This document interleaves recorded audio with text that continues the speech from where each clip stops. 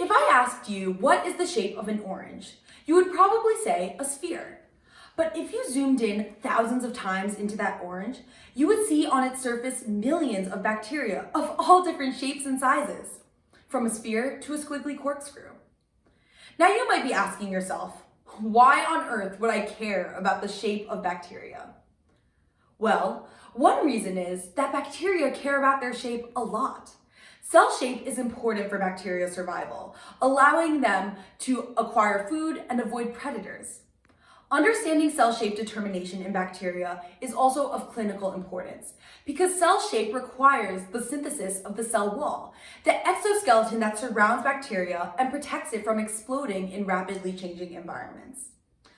Because the cell wall is essential for bacterial survival, its assembly is also the target of some of our most successful antibiotics, such as penicillin.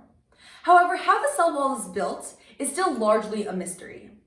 With over 2 million Americans getting antibiotic-resistant infections each year, it's imperative that we understand exactly how the cell wall is built so that we can identify targets for novel antibiotic therapies.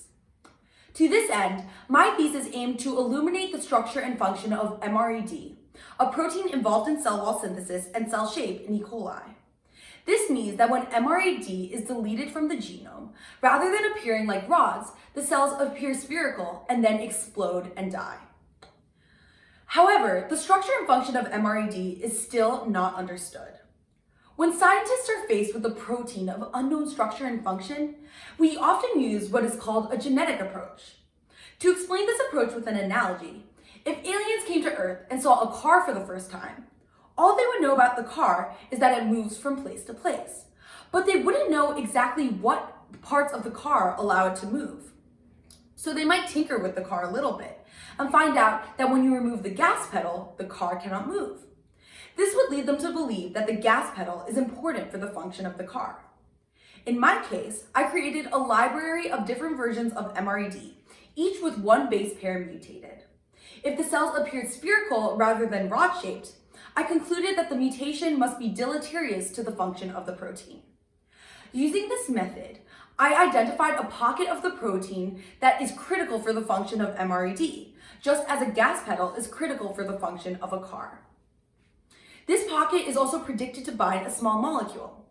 So my results suggest a mechanism by which rod-shaped bacteria regulate cell wall production and cell shape by binding a small molecule at this region of the protein. This knowledge is one step forward in combating antibiotic resistance and understanding how bacteria cells obtain their shape.